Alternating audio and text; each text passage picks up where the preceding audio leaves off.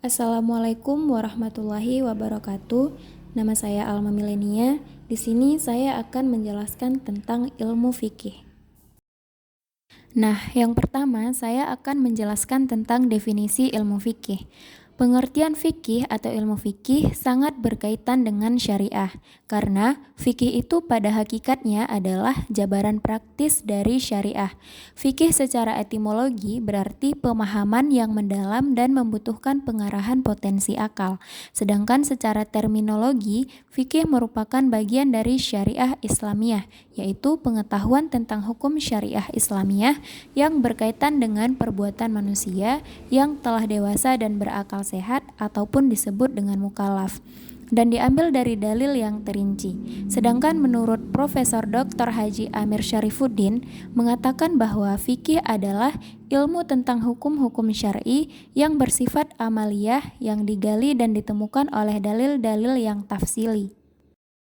Nah, selanjutnya ada ruang lingkup ilmu fikih, yang dimana ruang lingkup ilmu fikih meliputi beberapa bidang di dalam hukum-hukum syara, yaitu yang pertama adalah ruang lingkup ibadat, ialah cara-cara menjalankan atau tata cara peribadatan kepada Allah Subhanahu wa Ta'ala.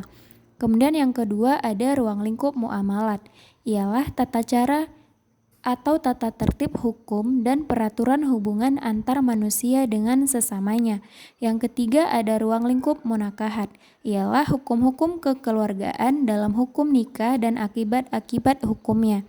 Dan yang terakhir ada ruang lingkup jinayat, ialah tindak pelanggaran atau penyimpangan dari aturan hukum Islam sebagai tindak pidana kejahatan yang dapat menimbulkan bahaya bagi pribadi, keluarga, masyarakat, dan negara. Selanjutnya ada sejarah perkembangan ilmu fikih.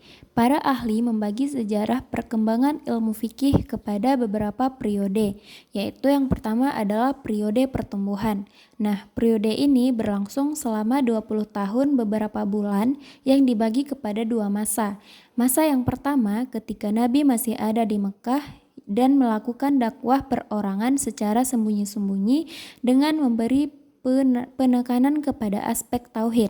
Kemudian pada masa yang kedua, sejak Nabi hijrah ke Madinah atau 16 Juli atau sama dengan 622 Masehi, pada masa ini terbentuklah negara Islam yang dengan sendirinya memerlukan seperangkat aturan hukum untuk mengatur sistem masyarakat Islam Madinah. Kemudian ada periode sahabat. Nah, periode ini bermula dari tahun 11 Hijriah atau sejak Nabi wafat sampai pada pertama Hijriah atau kurang lebih 101 Hijriah. Kemudian yang selanjutnya ada periode kesempurnaan.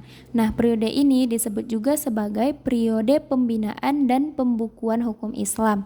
Pada masa ini, fikih Islam mengalami kemajuan yang pesat sekali.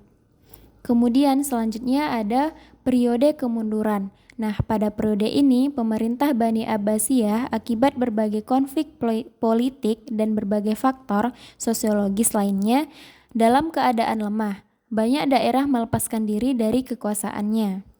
Kemudian ada beberapa faktor yang mendorong lahirnya sikap taklid dan kemunduran adalah yang pertama, efek samping dari pembukuan fikih pada masa sebelumnya. Kemudian ada fanatisme mazhab yang sempit. Kemudian ada pengangkatan hakim-hakim mukallid. Kemudian yang periode terakhir ada periode kebangkitan kembali. Nah, pada periode ini umat Islam menyadari kemunduran dan kelemahan mereka sudah berlangsung semakin lama. Ahli sejarah mencatat bahwa kesadaran itu terutama sekali muncul ketika Napoleon Bonaparte menduduki Mesir pada tahun 1789 Masehi.